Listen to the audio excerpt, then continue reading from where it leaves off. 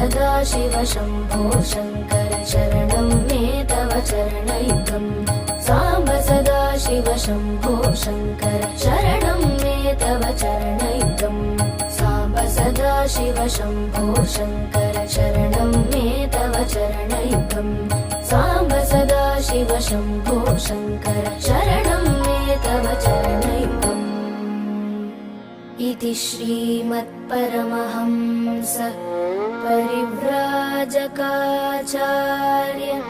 श्रीगोविन्द भगवत्पूज्यपादशिष्यस्य श्रीशङ्कर भगवतः कृतौ सुवर्णमाला स्तुतिः सम्पूर्णा।